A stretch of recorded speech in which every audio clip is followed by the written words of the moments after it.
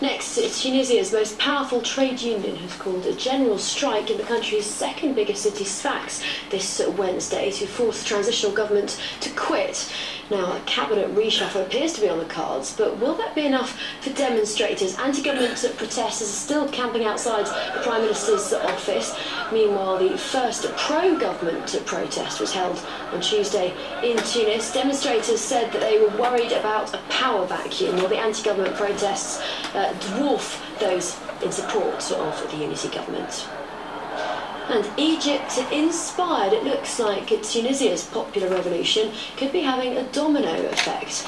Thousands of anti-government activists took to the streets in Cairo for a rare day of protest against torture, poverty and corruption. They threw rocks at police and shouted, "Down with Mubarak," while police responded with tear gas and water cannons.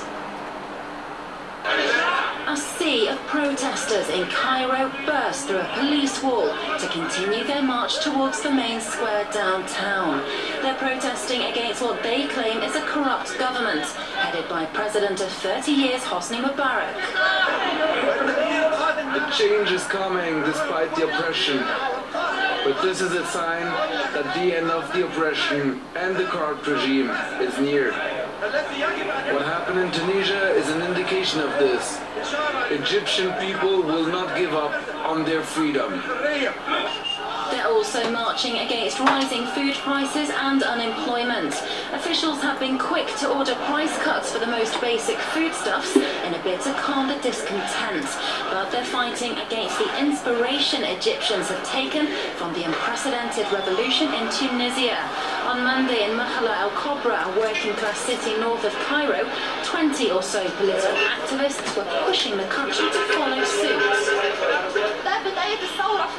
You're witnessing the beginning of a revolution in Egypt. We're going to follow the Tunisian example, and inshallah we will see the Egyptian regime fall to the ground. In addition to the capital, protests have also been taking place in the delta city of Mansoura and the port city of Ismailia. Well, tonight's debate here on France24 is on Egypt, and it'll be hosted by France24. You can catch that at 7:10 p.m. Tell us more about what we'll be debating. Well, you saw in that report, what was it, about 1,000 people in Cairo. Now, by Western standards, 1,000 people at a rally is not a huge amount.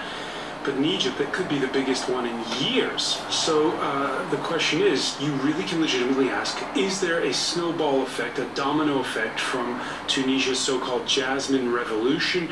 Are the conditions ripe for change in Egypt? What with a presidential election scheduled next September?